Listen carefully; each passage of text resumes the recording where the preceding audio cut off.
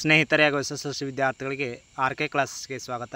ಈ ಒಂದು ತರಗತಿಯಲ್ಲಿ SSLCಯ ವಿಜ್ಞಾನ ವಿಷಯಕ್ಕೆ ಸಂಬಂಧಿಸಿದಂತೆ 2019 ರಿಂದ 2024 ನಡೆದಂತಹ ವಾರ್ಷಿಕ ಪ್ರಶ್ನೆ ಪತ್ರಿಕೆಯಲ್ಲಿ ಕೇಳಲಾಗಿರ್ತಕ್ಕಂಥ ವಿದ್ಯುತ್ ಪ್ರವಾಹದ ಕಾಂತೀಯ ಪರಿಣಾಮಗಳು ಈ ಘಟಕದಲ್ಲಿ ಬರ್ತಕ್ಕಂಥ ಪ್ರಶ್ನಾವಳಿಗಳನ್ನು ಚರ್ಚೆ ಮಾಡೋಣ. ಸ್ನೇಹಿತರೆ, ಇದುವರೆಗೆ ತಾವು ನನ್ನ ಚಾನಲ್ಗೆ ಸಬ್ಸ್ಕ್ರೈಬ್ ಆಗದಿದ್ದರೆ ಸಬ್ಸ್ಕ್ರೈಬ್ ಆಗಿ, ಲೈಕ್ ಮಾಡಿ, ಫ್ರೆಂಡ್ಸ್ಗೆ ಶೇರ್ ಮಾಡಿ. ನಾವು ಮಾಡಿರ್ತಕ್ಕಂಥ ಎಲ್ಲ ವಿಡಿಯೋನ ತಾವು ವೀಕ್ಷಣೆ ಮಾಡಬೇಕಾದ್ರೆ ತಪ್ಪದೆ ಪಕ್ಕದಲ್ಲಿರ್ತಕ್ಕಂಥ ಬೆಲ್ಲಕ್ಕೆ ಒತ್ತಿ ನಿಮಗೆ ನೋಟಿಫೈ ಆಗೋ ಮೂಲಕ ಎಲ್ಲ ವಿಡಿಯೋಗಳು ಇರ್ತಕ್ಕಂಥದ್ದು. ಈಗ ವಿದ್ಯುತ್ ಪ್ರವಾಹದ ಕಾಂತೀಯ ಪರಿಣಾಮಗಳು ಈ ಘಟಕಕ್ಕೆ ಸಂಬಂಧಿಸಿದಂತೆ 2019 ರಿಂದ 2024 ವಾರ್ಷಿಕ ಪರೀಕ್ಷೆಗೆ ಇರ್ತಕ್ಕಂಥ ಪ್ರಶ್ನಾವಳಿಗಳನ್ನು ಒಂದೊಂದಾಗಿ ಚರ್ಚೆ ಮಾಡೋಣ. ಮೊದಲನೇದಾಗಿ 2019 ವಾರ್ಷಿಕ ಪರೀಕ್ಷೆಗೆ ಕೇಳಿರ್ತಕ್ಕಂಥ ಪ್ರಶ್ನೆ ಪತ್ರಿಕೆಯನ್ನು ನೋಡೋಣ.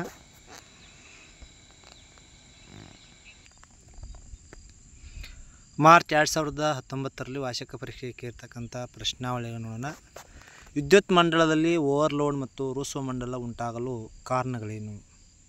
ಇದು ಇಂಪಾರ್ಟೆಂಟ್ ಆಗಿರ್ತಕ್ಕಂಥ ಪ್ರಶ್ನೆ. ವಿದ್ಯುತ್ ಮಂಡಲದಲ್ಲಿ ಋಸ್ವ ಮಂಡಲ ಉಂಟಾಗಲು ಅಥವಾ ಓವರ್ಲೋಡ್ ಉಂಟಾಗಲು ಪ್ರಮುಖ ಕಾರಣಗಳೇನೆಂದರೆ, ಮಂಡಲದಲ್ಲಿನ ಸಜೀವ ಮತ್ತು ತಟಸ್ಥಂತಿಗಳು ನೇರ ಸಂಪರ್ಕಕ್ಕೆ ಬಂದಾಗ ಋಸ್ವ ಮಂಡಲ ಉಂಟಾಗ್ತದೆ. ತಂತಿಗಳ ಮೇಲಿನ ಅವಾಹಕದ ಹೊದಿಕೆ ಹಾನಿಗೊಳಗಾದಾಗ ಋಸ್ವ ಮಂಡಲ ಉಂಟಾಗ್ತದೆ. ವಿದ್ಯುತ್ ಉಪಕರಣಗಳಲ್ಲಿ ದೋಷ ಉಂಟಾದಾಗ ಋಸ್ವ ಮಂಡಲ ಉಂಟಾಗ್ತದೆ. ಹಲವು ಉಪಕರಣಗಳನ್ನು ಒಂದೇ ಸಾಕೆಟಿಗೆ ಜೋಡಿಸಿದಾಗ ಋಸ್ವ ಮಂಡಲ ಉಂಟಾಗ್ತಕ್ಕಂಥದ್ದು. ವಿದ್ಯುತ್ ಮಂಡಲದಲ್ಲಿ ಓವರ್ಲೋಡ್ ಅಥವಾ ಋಸ್ವ ಮಂಡಲ ಉಂಟಾಗಲು ಫ್ಯೂಸ್ನ ಕಾರ್ಯವೇನು? ಫ್ಯೂಸ್ ಒಂದು ಸುರಕ್ಷಾ ಸಾಧನವಾಗಿದ್ದು, ನಿಗದಿತ ಪ್ರಮಾಣಕ್ಕಿಂತ ಹೆಚ್ಚಿನ ಪ್ರಮಾಣದ ವಿದ್ಯುತ್ ಪ್ರವಾಹವು ಮಂಡಲದ ಮೂಲಕ ಪ್ರವೇಶಿಸಿದಾಗ ಫ್ಯೂಸ್ ತಂತಿ ತಾಪ ಹೆಚ್ಚಾಗಿ ಫ್ಯೂಸ್ ತಂತಿ ಕರಗಿ ಮಂಡಲ ಕಡಿತಗೊಂಡು ಉಪಕರಣಗಳನ್ನು ರಕ್ಷಿಸ್ತದೆ.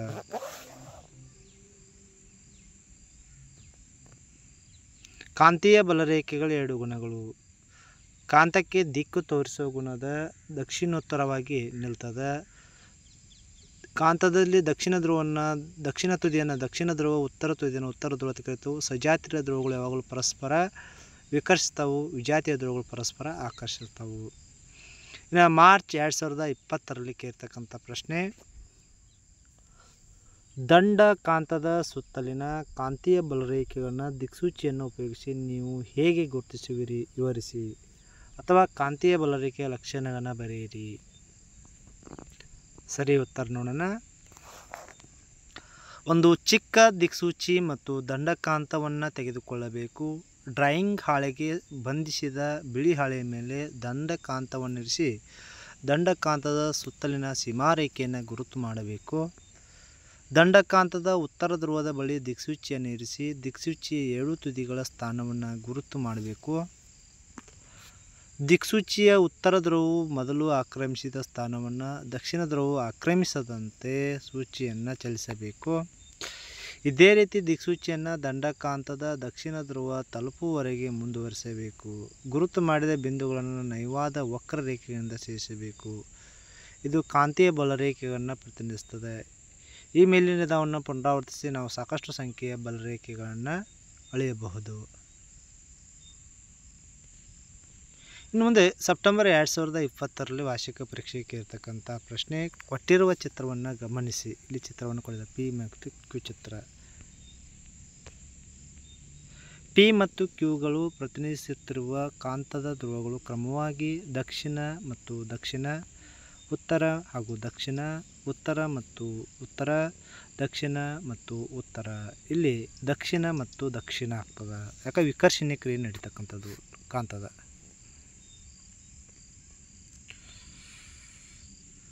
ಗೃಹ ಬಳಕೆಯ ವಿದ್ಯುತ್ ಮಂಡಲಗಳಲ್ಲಿ ಉಂಟಾಗುವ ಓವರ್ಲೋಡನ್ನು ತಪ್ಪಿಸಲು ತೆಗೆದುಕೊಳ್ಳಬೇಕಾದ ಯಾವುದಾದ್ರೂ 2 ಮುನ್ನೆಚ್ಚರಿಕೆ ಕ್ರಮಗಳನ್ನು ತಿಳಿಸಿ. ಸಜೀವ ತಂತಿ ಮತ್ತು ತಟಸ್ಥಂತಿಗಳೆರಡೂ ನೇರ ಸಂಪರ್ಕಕ್ಕೆ ಬರದಂತೆ ನೋಡಿಕೊಳ್ಳಬೇಕು. ಅಥವಾ ವಿದ್ಯುತ್ ಮಂಡಲದಲ್ಲಿ ಋಸ್ವ ಮಂಡಲ ಉಂಟಾಗದಂತೆ ನೋಡಿಕೊಳ್ಳಬೇಕು. ಹಲವು ವಿದ್ಯುತ್ ಉಪಕರಣಗಳು ಒಂದೇ ಸಾಕೆಟಿಗೆ ಜೋಡಿಸಬಾರದು. ಉತ್ತಮ ಗುಣಮಟ್ಟದ ತಂತಿ ಮತ್ತು ವಿದ್ಯುತ್ ಉಪಕರಣಗಳನ್ನು ಬಳಸಬೇಕಾಗ್ತದೆ. ಉಪಕರಣಗಳನ್ನು ಸಮಾಂತರ ಜೋಡಣೆ ಮಾಡಿರಬೇಕು.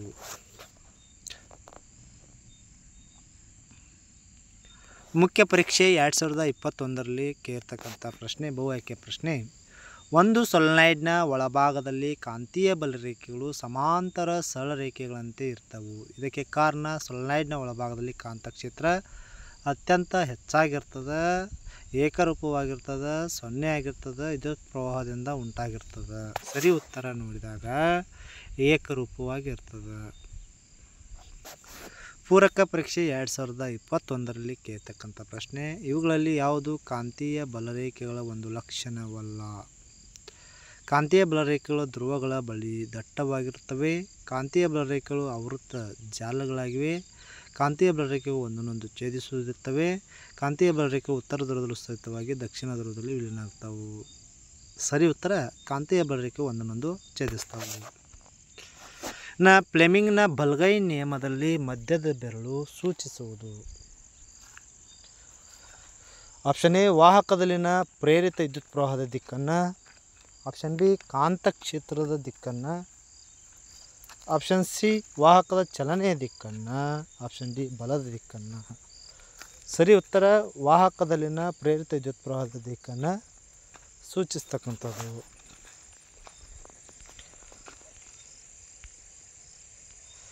ಮಾರ್ಚ್ 2022ರಲ್ಲಿ ಕೇಳ್ತಕ್ಕಂಥ ಪ್ರಶ್ನೆ, ಫ್ಲೆಮಿಂಗ್ನ ನಿಯಮದಲ್ಲಿ ಮಧ್ಯದ ಬೆರಳು ಸೂಚಿಸುವುದು.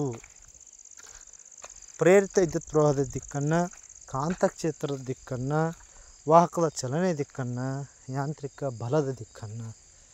ಸರಿ ಉತ್ತರ ಪ್ರೇರಿತ ವಿದ್ಯುತ್ ಪ್ರವಾಹದ ದಿಕ್ಕನ್ನು ಸೂಚಿಸ್ತದೆ. ಕಾಂತೀಯ ಬಲರೇಖೆಗಳು ಒಂದನ್ನೊಂದು ಛೇದಿಸುವುದಿಲ್ಲ, ಏಕೆ?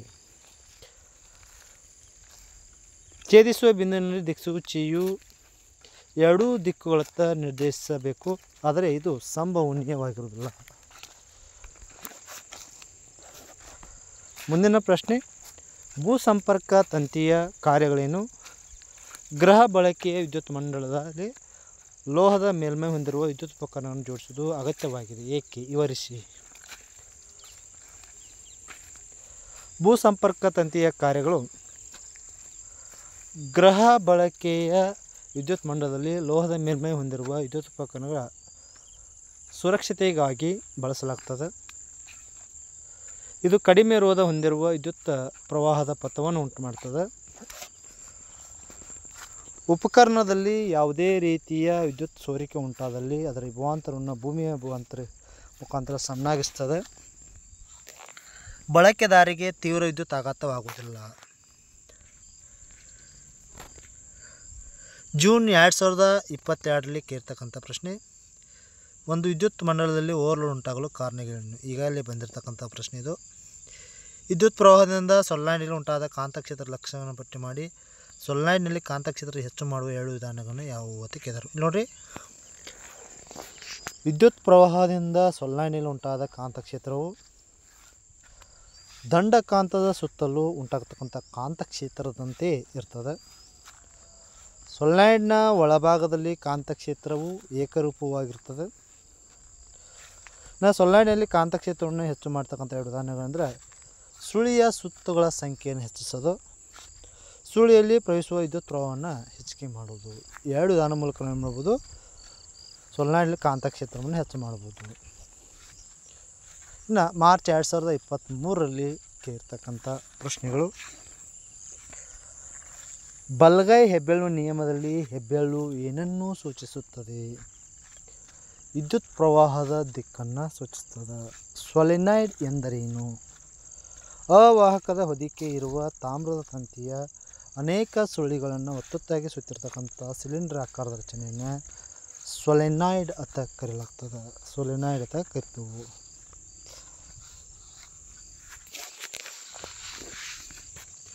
ವಿದ್ಯುತ್ ಪ್ರವಹಿಸುತ್ತಿರುವ ಸೊಲೆನಾಯ್ಡ್ನ ಸುತ್ತಲೂ ಉಂಟಾಗ್ತಕ್ಕಂಥ ಕಾಂತೀಯ ಬಲರೇಖೆಗಳ ಗುಣಲಕ್ಷಣಗಳನ್ನು ಬರೆಯಿರಿ.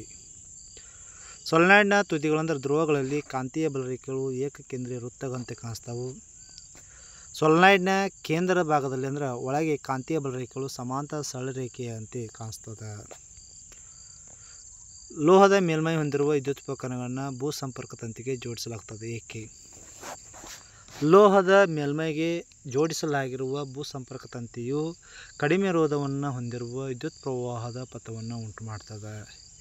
ಹೀಗಾಗಿ ಲೋಹದ ಮೇಲ್ಮೈ ಹೊಂದಿರುವ ಉಪಕರಣಕ್ಕೆ ಯಾವುದೇ ರೀತಿಯ ವಿದ್ಯುತ್ ಸೋರಿಕೆ ಉಂಟಾದಲ್ಲಿ ಅದರ ವಿಭವಾಂತರವನ್ನು ಭೂಮಿ ವಿಭವಾಂತರಕ್ಕೆ ಸಮನಾಗಿಸ್ತದೆ ಮತ್ತು ಬಳಕೆದಾರರಿಗೆ ತೀವ್ರ ವಿದ್ಯುತ್ ಆಘಾತವಾಗುವುದಿಲ್ಲ. ಜೂನ್ 2023ರಲ್ಲಿ ವಾರ್ಷಿಕ ಪರೀಕ್ಷೆಗೆ ಇರತಕ್ಕಂಥ ಪ್ರಶ್ನೆ: ಬಲಗೈ ಹೆಬ್ಬೆರಳು ನಿಯಮದಂತೆ ವಿದ್ಯುತ್ ಹರಿಯುತ್ತಿರುವ ನೇರ ವಾಹಕದ ತಂತಿಯನ್ನು ಹೆಬ್ಬೆರಳು ಮೇಲ್ಮುಖವಾಗಿರುವಂತೆ ಹಿಡಿದಿರುವಿರಿ ಎಂದು ಭಾವಿಸಿಕೊಳ್ಳಿ. ಆಗ ಕಾಂತಕ್ಷೇತ್ರದ ಕಾಂತೀಯ ಬಲರೇಖೆಗಳ ದಿಕ್ಕು ಕೆಳಮುಖವಾಗಿರುತ್ತದೆ, ಮೇಲ್ಮುಖವಾಗಿರುತ್ತದೆ, ಅಪ್ರದಕ್ಷಿಣಾಕಾರವಾಗಿರುತ್ತದೆ, ಪ್ರದಕ್ಷಿಣಾಕಾರವಾಗಿರುತ್ತದೆ. ಸರಿ ಉತ್ತರ ಅಪ್ರದಕ್ಷಿಣಾಕಾರವಾಗಿರ್ತದೆ.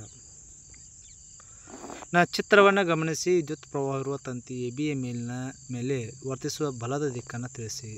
ಬಲದ ದಿಕ್ಕನ್ನು ತಿಳಿಯಲು ನಿಮಗೆ ನೇರವಾದ ನಿಯಮವನ್ನು ಹೆಸರಿಸಿ, ನೆರವಾಗ್ತಕ್ಕಂಥ ನಿಯಮವನ್ನು ಹೆಸರಿಸಿ ಆಗಬೇಕಾದ್ರೆ ಇಲ್ಲಿ ಚಿತ್ರವನ್ನು ನೋಡ್ಬೋದು. ಇಲ್ಲಿ ಎಡಗಡೆ ಇರ್ತಕ್ಕಂಥದ್ದು ಕಾಂತದ ಕಡೆಗೆ ಇರ್ತಕ್ಕಂಥದ್ದು, ಅಂದರೆ ಕಾಂತದ ಉತ್ತರ ಧ್ರುವದ ಕಡೆ ಇರ್ತಕ್ಕಂಥದ್ದು. ಇದು ಫ್ಲೆಮಿಂಗ್ನ ಎಡಗೈ ನಿಯಮದ ಪ್ರಕಾರ ಅನ್ವಯ ಆಗ್ತಕ್ಕಂಥದ್ದು. ಇನ್ನು SSLC ಪರೀಕ್ಷೆ 1 ಅಂದರೆ ಮಾರ್ಚ್ 2024ರಲ್ಲಿ ಪರೀಕ್ಷೆ 1ರಲ್ಲಿ ಕೇಳ್ತಕ್ಕಂಥದ್ದು: ಗೃಹ ಬಳಕೆಯ ವಿದ್ಯುತ್ ಮಂಡಲಗಳಲ್ಲಿ ಓವರ್ಲೋಡ್ ಉಂಟಾಗಲು ಕಾರಣವೇನು? ಭೂಸಂಪರ್ಕ ತಂತಿಯ ಕಾರ್ಯವನ್ನು ವಿವರಿಸಿ. ಈಗಾಗಲೇ ಬಂದಿರತಕ್ಕಂಥ ಪ್ರಶ್ನೆ ಇದು. ಇನ್ನು ಬಲಗೈ ಹೆಬ್ಬೆರಳು ನಿಯಮವನ್ನು ನಿರೂಪಿಸಿ ಕಾಂತೀಯ ಬಲರೇಖೆ ಯಾವುದಾದ್ರು 2 ಲಕ್ಷಣಗಳನ್ನು ಬರೆಯಿರಿ. ಪುನರಾವರ್ತನೆ ಆಗಿರ್ತಕ್ಕಂಥ ಪ್ರಶ್ನೆ. ಇನ್ನು ಸೊಲೆನಾಯ್ಡ್ ಎಂದರೇನು? ಇದನ್ನು ಒಂದು ವಿದ್ಯುತ್ ಕಾಂತಕ್ಕೆ ಹೇಗೆ ಪರಿವರ್ತಿಸಬಹುದು? ಅವಾಹಕದ ಹೊದಿಕೆ ಇರುವ ತಾಮ್ರದ ತಂತಿಯ ಅನೇಕ ಸುರುಳಾಗಿದ್ದದ ಸುರುಳಿಗಳನ್ನು ಒತ್ತೊತ್ತಾಗಿ ಜೋಡಿಸಿರ್ತಕ್ಕಂಥ ಸಿಲಿಂಡರಾಕಾರವನ್ನು ಸೊಲೆನಾಯ್ಡ್ ಅಂತ ಕರೀತೇವೆ. ವಿದ್ಯುತ್ ಪ್ರವಾಹವಿರುವ ಸೊಲೆನಾಯ್ಡ್ನ ಒಳಭಾಗದಲ್ಲಿ ಒಂದು ಕಾಂತೀಯ ವಸ್ತುವಾದ ಮೆದು ಕಬ್ಬಿಣ ತುಂಡನ್ನು ಇರಿಸಿ ವಿದ್ಯುತ್ ಕಾಂತವನ್ನಾಗಿಸಬಹುದಾಗಿದೆ. ಇನ್ನು ಜೂನ್ 2024ರಲ್ಲಿ ವಾರ್ಷಿಕ ಪರೀಕ್ಷೆಗೆ ಇರತಕ್ಕಂಥ ಪ್ರಶ್ನೆ: ವಿದ್ಯುತ್ ಪ್ರವಾಹವಿರುವ ಉದ್ದವಾದ ನೇರ ಸೊಲೆನಾಯ್ಡ್ನ ಒಳಭಾಗದಲ್ಲಿರುವ ಕಾಂತಕ್ಷೇತ್ರವು ಎಲ್ಲ ಬಿಂದುಗಳಲ್ಲಿ ಸಮನಾಗಿರ್ತದೆ, 0 ಆಗಿರ್ತದೆ. ನಾವು ಅದರ ತುದಿ ಕಡೆಗೆ ಚಲಿಸಿದಂತೆ ಕಡಿಮೆ ಆಗ್ತದೆ, ನಾವು ಅದರ ತುದಿಯ ಕಡೆಗೆ ಚಲಿಸಿದಂತೆ ಹೆಚ್ಚಾಗ್ತದೆ. ಸರಿ ಉತ್ತರ ಎಲ್ಲ ಬಿಂದುಗಳಲ್ಲಿ ಸಮನಾಗಿರ್ತದೆ. ದಿಕ್ಸೂಚಿಯ ಸಹಾಯದಿಂದ ದಂಡಕಾಂತವೊಂದರ ಸುತ್ತಲಿನ ಕಾಂತೀಯ ಬಲರೇಖೆಯನ್ನು ಗುರುತಿಸುವ ಪ್ರಯೋಗವನ್ನು ವಿವರಿಸಿ. ಬಿಳಿಯ ಹಾಳೆಯ ಮೇಲೆ ದಂಡಕಾಂತವನ್ನು ಇರಿಸಿ ಅದರ ಸುತ್ತಲಿನ ಸೀಮಾರೇಖೆಯನ್ನು ಗುರುತು ಮಾಡಿ. ದಂಡಕಾಂತದ ಉತ್ತರ ಧ್ರುವದ ಬಳಿ ದಿಕ್ಸೂಚಿ ನೀಡಿ. ದಿಕ್ಸೂಚಿಯು ದಕ್ಷಿಣ ಧ್ರುವವು ದಂಡಕಾಂತದ ಉತ್ತರ ಧ್ರುವದ ಕಡೆ ತಿರುಗುತ್ತದೆ. ಈ ಬಿಂದುವನ್ನು ಗುರುತಿಸಿ. ದಿಕ್ಸೂಚಿಯ ಉತ್ತರ ಧ್ರುವವು ಮೊದಲು ಆಕ್ರಮಿಸಿದ ಸ್ಥಾನವನ್ನು ದಕ್ಷಿಣ ಧ್ರುವವು ಆಕ್ರಮಿಸುವಂತೆ ದಿಕ್ಸೂಚಿಯನ್ನು ಚಲಿಸಿ ಆ ಬಿಂದುವನ್ನು ಗುರುತಿಸಿ. ಇದೇ ರೀತಿ ದಿಕ್ಸೂಚಿಯನ್ನು ದಂಡಕಾಂತದ ದಕ್ಷಿಣ ಧ್ರುವವನ್ನು ತಲುಪುವವರೆಗೆ ಹಂತ ಹಂತವಾಗಿ ಚಲಿಸುವುದನ್ನು ಮುಂದುವರಿಸಿ. ಗುರುತು ಮಾಡಿದ ಬಿಂದುವನ್ನು ಒಂದು ನಯವಾದ ವಕ್ರರೇಖೆಯಿಂದ ಸೇರಿಸಿ. ಈ ವಕ್ರರೇಖೆ ಕಾಂತೀಯ ಬಲರೇಖೆಯನ್ನು ಸೂಚಿಸುತ್ತದೆ. ಇನ್ನು ಕಾಂತೀಯ ಬಲರೇಖೆಯ ಗುಣಗಳನ್ನು ತಿಳಿಸಿ. ಈಗಾಗಲೇ ಬಂದಿರತಕ್ಕಂಥ ಪ್ರಶ್ನೆ. ಇನ್ನು ವಿದ್ಯುತ್ ಪ್ರವಾಹವಿರುವ ವಾಹಕವನ್ನು ಕಾಂತ ಕ್ಷೇತ್ರದಲ್ಲಿರಿಸಿದಾಗ ಅದು ಬಲವನ್ನು ಅನುಭವಿಸುತ್ತದೆ ಎಂದು ತೋರಿಸ್ತಕ್ಕಂಥ ಪ್ರಯೋಗವನ್ನು ನಡೆಸಿ. ಅಲ್ಯೂಮಿನಿಯಂನ ಒಂದು ಚಿಕ್ಕ ಸಲಾಕೆಯನ್ನು 2 ವಾಹಕ ತಂತಿಗಳ ಸಹಾಯದಿಂದ ನೇತು ಹಾಕಿ ಒಂದು ಶಕ್ತಿಯುತ ಕುದುರೆ ಲಾಳಾಕಾರದ ಕಾಂತವನ್ನು ತೆಗೆದುಕೊಂಡು ಅದರ ಕಾಂತಕ್ಷೇತ್ರವು ಮೇಲ್ಮುಖವಾಗಿರುವಂತೆ ಆ 2 ಧ್ರುವಗಳ ನಡುವೆ ಚಿಕ್ಕ ಸಲಾಕೆಯನ್ನು ಇರುವಂತೆ ಇರಿಸಬೇಕು. ಅಲ್ಯೂಮಿನಿಯಂ ಸಲಾಕೆಯನ್ನು ಬ್ಯಾಟರಿ ಸ್ವಿಚ್ ರಿಯೋಸ್ಟಾಟ್ಗಳಿಗೆ ಸರಣಿ ಕ್ರಮದಲ್ಲಿ ಜೋಡಿಸಿ ಸಂಪರ್ಕಿಸಬೇಕಾಗುತ್ತದೆ. ಈಗ ಒಂದು ನಿರ್ದಿಷ್ಟ ದಿಕ್ಕಿನಲ್ಲಿ ಅಲ್ಯೂಮಿನಿಯಂ ಸಲಾಕೆ ಮೂಲಕ ವಿದ್ಯುತ್ ಹರಿಸಬೇಕು. ಸಲಾಕೆ ಒಂದೇ ದಿಕ್ಕಿನಲ್ಲಿ ಸ್ಥಾನಪಲ್ಲಟಗೊಳ್ಳುತ್ತದೆ. ಸಲಾಕೆಯಲ್ಲಿನ ವಿದ್ಯುತ್ ಪ್ರವಾಹ ದಿಕ್ಕನ್ನು ಬದಲಾಯಿಸಿದಾಗ ಅದರ ವಿರುದ್ಧ ದಿಕ್ಕಿನಲ್ಲಿ ಸ್ಥಾನಪಲ್ಲಟಗೊಳ್ಳುತ್ತದೆ. ಆದ್ದರಿಂದ ವಿದ್ಯುತ್ ಪ್ರವಾಹ ಇರುವ ಸಲಾಕೆಯು ಕಾಂತಕ್ಷೇತ್ರದಲ್ಲಿ ಅದರ ಉದ್ದಕ್ಕೆ ಲಂಬವಾಗಿ ಒಂದು ಬಲವನ್ನು ಅನುಭವಿಸುತ್ತದೆ. ಇನ್ನು ಆಗಸ್ಟ್ 2024ರಲ್ಲಿ ಪರೀಕ್ಷೆ 3ರಲ್ಲಿ ಕೇಳ್ತಕ್ಕಂಥ ಪ್ರಶ್ನೆ: ಫ್ಲೆಮಿಂಗ್ನ ಎಡಗೈ ನಿಯಮದಲ್ಲಿ ಮಧ್ಯದ ಬೆರಳು ಸೂಚಿಸುವ ದಿಕ್ಕು ಕಾಂತಕ್ಷೇತ್ರದ ದಿಕ್ಕು, ವಿದ್ಯುತ್ ಪ್ರವಾಹದ ದಿಕ್ಕು, ವಾಹಕ ಚಲನೆ ದಿಕ್ಕು, ಪ್ರೇರಿತ ವಿದ್ಯುತ್ ಪ್ರವಾಹ ದಿಕ್ಕು. ಸರಿ ಉತ್ತರ ವಿದ್ಯುತ್ ಪ್ರವಾಹದ ದಿಕ್ಕು. ಕೊಟ್ಟಿರುವ ಚಿತ್ರಗಳನ್ನು ಗಮನಿಸಿ ಮತ್ತು ನೀಡಿರುವ ಪ್ರಶ್ನೆಗಳಿಗೆ ಉತ್ತರಿಸಿ. ಮೇಲಿನ ಚಿತ್ರಗಳಲ್ಲಿ ಯಾವ ಚಿತ್ರವು ಕಾಂತಕ್ಷೇತ್ರವನ್ನು ಸರಿಯಾಗಿ ತೋರಿಸಬಹುದು? ಚಿತ್ರ ಬಿ ಕಾಂತಕ್ಷೇತ್ರದ ದಿಕ್ಕನ್ನು ಸರಿಯಾಗಿ ತೋರಿಸ್ತದೆ. ಸರಿಯಾದ ಚಿತ್ರವನ್ನು ಆರಿಸಲು ಸಹಾಯ ಮಾಡಿದ ನಿಯಮವನ್ನು ಹೆಸರಿಸಿ ಮತ್ತು ನಿರೂಪಿಸಿ. ಬಲಗೈ ಹೆಬ್ಬೆರಳು ನಿಯಮ. ಬಲಗೈನಲ್ಲಿ ವಿದ್ಯುತ್ ಪ್ರವಾಹ ಇರುವ ನೇರವಾದ ವಾಹಕವನ್ನು ಹಿಡಿದಾಗ ಹೆಬ್ಬೆರಳು ವಿದ್ಯುತ್ ಪ್ರವಾಹ ದಿಕ್ಕನ್ನು, ವಾಹಕವನ್ನು ಸುತ್ತಿರ್ತಕ್ಕಂಥ ಬೆರಳುಗಳು ಕಾಂತಕ್ಷೇತ್ರದ ಕಾಂತೀಯ ಬಲರೇಖೆಯನ್ನು ದಿಕ್ಕನ್ನು ಸೂಚಿಸ್ತವೆ. ಇಷ್ಟು 2019ರಿಂದ 2024ರವರೆಗೆ ಕೇಳ್ತಕ್ಕಂಥ ಪ್ರಶ್ನಾವಳಿಗಳು. ವಿದ್ಯಾರ್ಥಿಗಳಿಗೆ ಉಳಿದ ಸಮಸ್ಯೆ ಏನಾದರೂ ಗೊಂದಲವಿದ್ದರೆ ನನ್ನ ಜೊತೆ ಶೇರ್ ಮಾಡಿ, ಕಮೆಂಟ್ ಮಾಡಿ ಅಂತ ಹೇಳ್ತಾ ಥ್ಯಾಂಕ್ ಯು.